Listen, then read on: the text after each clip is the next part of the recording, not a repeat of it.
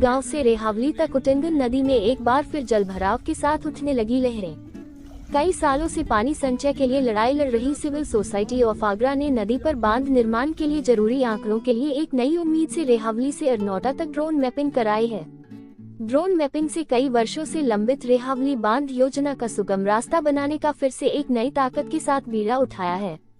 Drone mapping में सामने आया कि फ्लड स्तर बढ़ा नहीं, लेकिन यमुना नदी में पानी के बढ़ते दबाव के कारण जल उल्टी दिशा में रेहावली गांव तक उटंगन नदी में प्रवेश करने लगा है, जबकि उटंगन का तल यमुना से लगभग 4 मीटर ऊंचा है।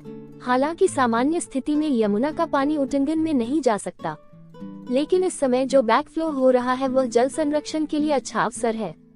सिविल सोसाइटी का मानना है कि अगर यमुना के बैकफ्लो का पानी व मानसून से मिलने वाले जल को भी बांध के माध्यम से रोका जाए और संचय किया जाए, तो इससे न केवल कृषि क्षेत्र को फायदा होगा, बल्कि आगरा के गिरते भूजल स्तर पर भी नियंत्रण पाने में काफी मदद मिलेगी।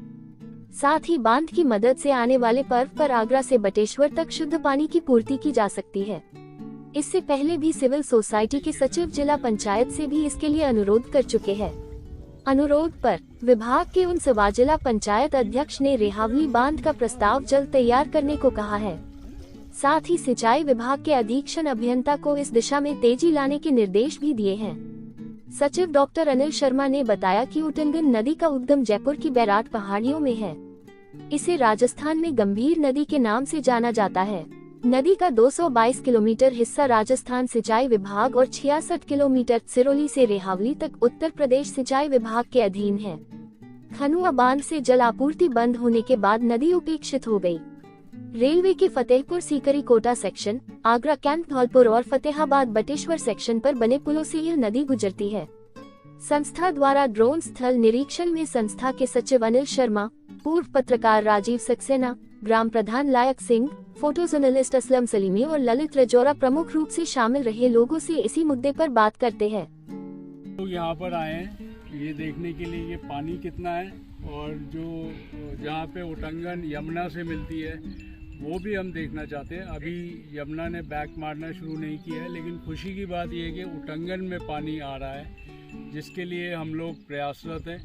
और हम चाहते हैं कि जब यहाँ पानी भरपूर हो तो यहाँ एक डबल गेटेड स्ट्रक्चर, जिसका हम कई सालों से रिक्वेस्ट करते आ रहे हैं एडमिनिस्ट्रेशन से, वो बने।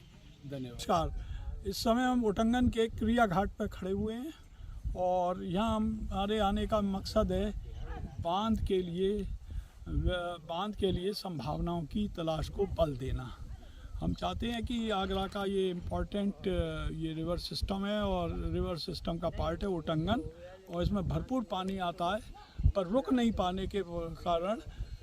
पाने के कारण पूरा बिना संचय के बह जाता है, और उसको व्यवस्थित रूप से रोका जाए। इसमें यमुना का ओवरफ्लो भी आता है, और अगर गेटेड स्ट्रक्चर और रेगुलेटर लग जाएंगे तो इस पानी का ज़रूरत के मुताबिक इस्तेमाल किया जा सकता है। जितनी ज़मीन के डूब क्षेत्र में आ जाती है उसे रेगुलेट करके किसान के उपयोग में भी लाया जा सकता है, और पानी इसके डिस्चार्ज से यमुना नदी का बहाव अनवरत रखा जा सकता है, जिसका लाभ बटेश्वर महादेव मंदिर को भी होगा, जो यहाँ से मेरे ख्याल से 22 किलोमीटर डाउन स्ट्रीम में है, और वहाँ करीब 1.5 दिन में यहाँ से छोड़ा हुआ पानी पहुँच जाएगा। और स्थानीय स्तर पर आप पाइपलाइन से जो सप्लाई करना चाहते हैं कई गांवों को मीठा पानी यहाँ से पंप करके सप्लाई देना संभव होगा। नमामि गंगा प्रोजेक्ट में इस कार्यक्रम को इंटैक्ट किया जा सकता है, जो माननीय प्रधानमंत्री के अनुसार गांव-गांव में मीठा पानी और पाइपलाइन से सब पानी की सप्लाई की निमित्त योजना है। और बस इतना अनुरोध है कि इसका गंभीरता से लिया जाए, हमारे आंकलन का मूल्यांकन का इसे उपयोग किया जाए। धन्यवाद। इस वक्त हम रेहावली क्रिया घाट पर खड़े हुए हैं। यहाँ एक बांध रोका जाए जिससे जल स्तर, पानी रुक जाए तो जल स्तर भी ऊपर आएंगे, और ऐसा रोका जाए जिससे जैसे फाटक लग जाते हैं वहाँ पे नहर पे, तो उसे जैसे ज़रूरत पड़ी तो बंद कर दो और ज़्यादा हो तो उसको निकाल दो। ऐसा बांध बनना चाहिए जिससे किसान की भी फ़ायदा है, और जैसे सप्लाई करें चाहे पानी की, तो यहाँ से सप्लाई भी हो सकती है, सरकार के काम में आएगा। और जैसे पशुओं को भी यहाँ पानी मिलेगा, किसानों को भी मिलेगा। जैसे